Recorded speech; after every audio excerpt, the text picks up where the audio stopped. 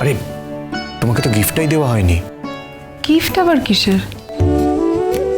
আমি না হয় নিজেকে দিয়ে দিয়েছি, কিন্তু তার মধ্যেও নিজের তো কিছু দেওয়া থাকতেই পারে।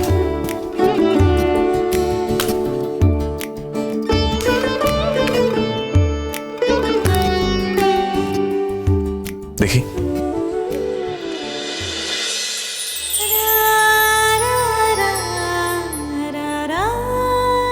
কি দরকার ছিল এখন এসব খরচা করার? এখন থেকে গিন্নিপন্না শুরু? এখন খরচা করব না তাহলে কবে খরচা করব? 1 মিনিট।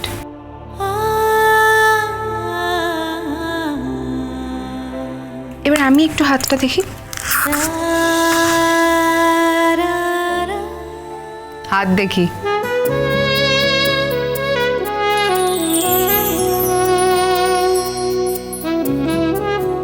আচ্ছা, এখন এসব খরচা করার কি দরকার ছিল? বাহ, তুমি আমায় গিফট দেবে, আমি দেবো না? এটা কি শোধবোধ হলো?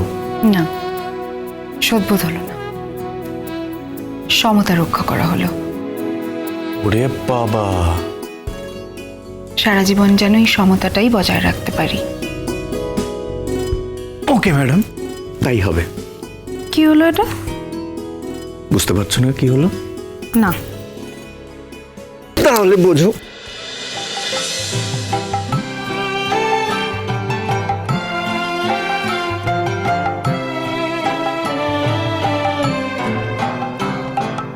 ভালোবেসে সখী নিভৃতে যতনে আমার নামটি লিখো তোমার মনের মন্দিরে। ভালোবেসে সখী নিভৃতে যতনে আমার নামটি লিখো তোমার মনের মন্দিরে। আমারও পরাণে যে গান বাজিছে তাহার তালটি শিখো তোমার চরণ মঞ্জিরে। ভালোবেসে সখী নিভৃতে যতনে আমার নামটি লিখো তোমার মনের মন্দিরে।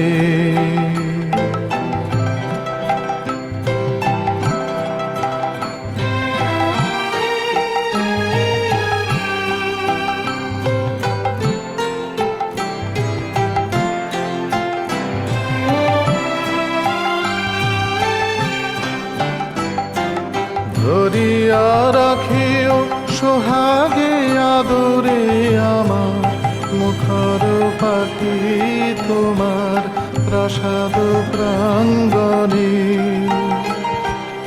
মনে করে সখী বাঁধিয়া রাখিও আমার হাতের রাখি তোমার কনক কঙ্কণে। ভালোবেসে সখী নিভৃতে যতনে আমার নামটি লিখো তোমার মনের মন্দিরে। কি সুন্দর ফুলের গন্ধ ভেসে আসছে।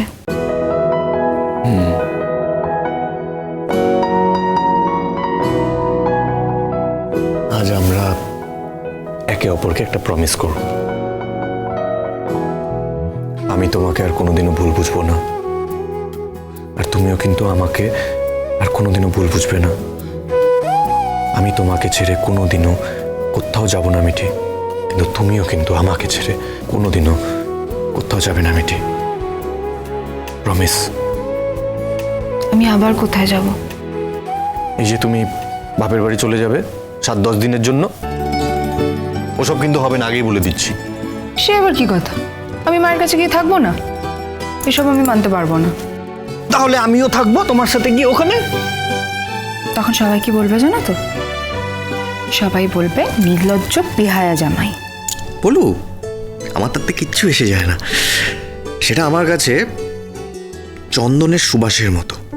আচ্ছা, তুমি তো দারুণ বাংলা বলছো আজকাল। বলছি, শোনো একটা কথা। কি? আমার পরিবারের সবাই তোমাকে কিন্তু খুব ভালোবাসে। প্রত্যেকে খুব ভালোবাসে তোমায়। তাই ওই ওই ভুল বোঝাবুঝিটাকে আর মনের মধ্যে রেখো না প্লিজ। তোমার কোনো চিন্তা নেই, আমি যখন এই বাড়িতে এসেছি তখন আমি বাড়ির সবাইকে নিয়েই থাকবো।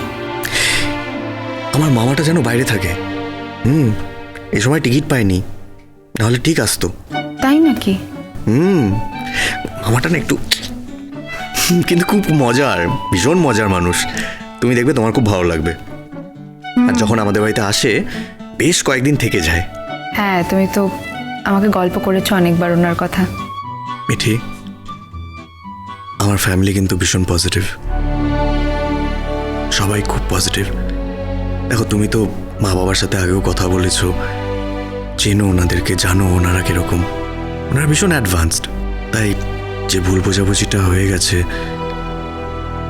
তার জন্য ওনাদেরকে জাজ করো না প্লিজ। মানছি ভুল তো একটা হয়েছে মিঠি, কিন্তু সবার ভুলের মধ্যে যদি সব থেকে বেশি ভুল কারো হয়ে থাকে সেটা আমার হয়েছে। আমি সব থেকে বড় ভুল করেছি।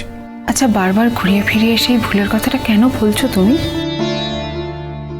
সরি, বলতে চাই না, কিন্তু বলে ফেলেছি।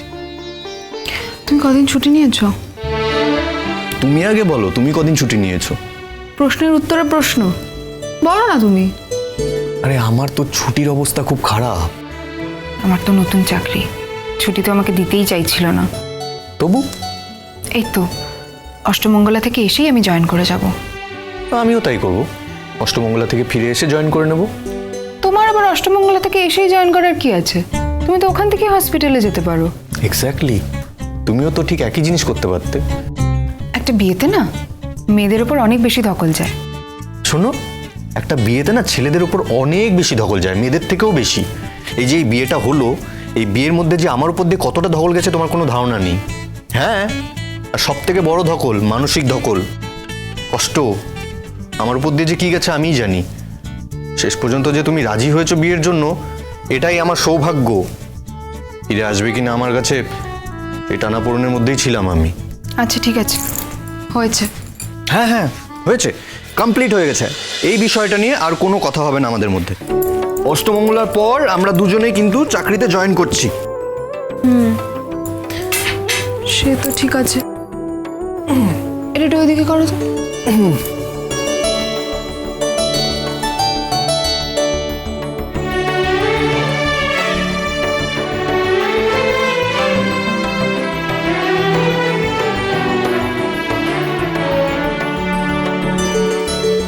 শুনলে বউ বিয়ে করে নিয়েছে।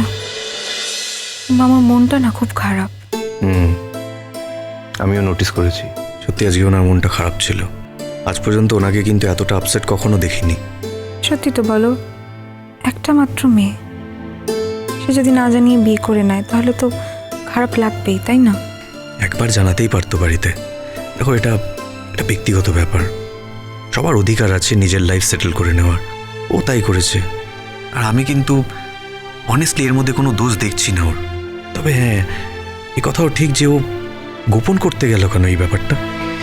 ও তো একটু ডাইসি, তোমাকে তো বলেছি সব কথা ওর, তুমি তো জানো। তবে আমি না খুশি হয়েছে জানো তো, যে ফাইনালি ও একটা বিয়ে করেছে।